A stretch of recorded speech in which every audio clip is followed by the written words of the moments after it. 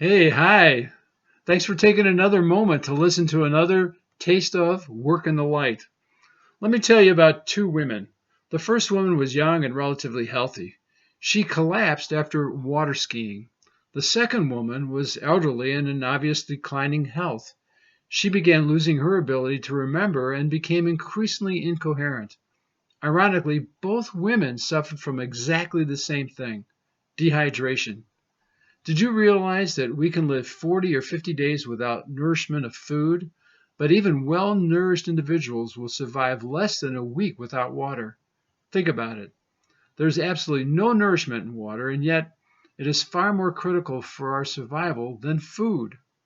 When David wrote his shepherd song, he said the Lord was his shepherd. Listen to this: He leads me beside quiet waters, literally besides resting waters. Why resting or quiet waters? Well, first, raging, noisy, turbulent waters frighten sheep half to death and they won't even think about drinking. Second, a careless, woolly sheep will get caught by a swift current and swept away. So shepherds know two things: no water, no sheep, and second, the water must be available and accessible.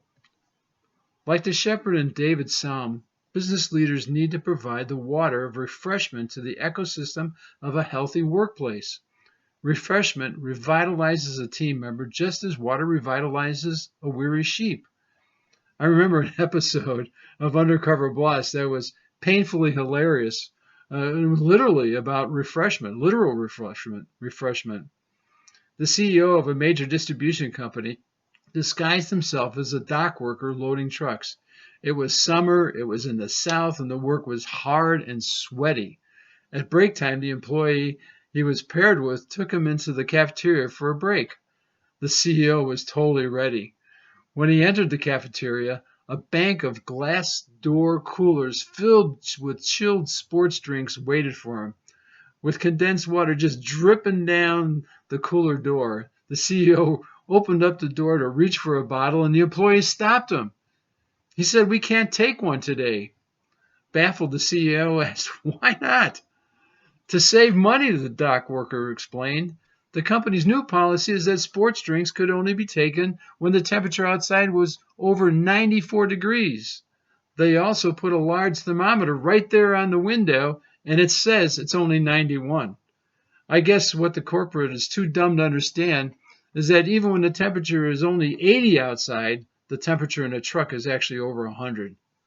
So what was meant to be a perk became a corporate miscue and an in-house public relations disaster. Well, your team, your company, your board, your employees need to be refreshed. They need to be revitalized along the way. As their leader, you must know the condition of your flock, so to speak. Do you notice slowdown in productivity or maybe more mistakes? Are people short with each other or maybe irritated? It may be time for a refreshment break. Now, I'm not talking about getting everyone a drink of cold water necessarily. I'm talking about what is it that the people under your leadership need to be refreshed and revitalized. I heard a story of a pastor who was sitting in his office one day when he heard the chimes of an ice cream truck outside his window. He got out of his office and he called down the hall to the entire staff to have them join him outside. His people were wondering what the heck is up. Then the pastor flagged down the ice cream truck and bought ice cream cones and popsicles for everybody. His people started laughing and talking as they enjoyed a spontaneous time of refreshment away from the turbulent waters of work. Within a couple of minutes, everyone was back at their desk working after having enjoyed a refreshing surprise. So, I like the way the Message paraphrased translation of this passage reads. You find me quiet pools to drink from. True to your word, you let me catch my breath. So, what does it look like for those you lead to catch their breath? Maybe today is the day to be refreshed and be creative about it. So, thanks again for listening to this little taste of Work in the Light. And until we talk again, work in the light.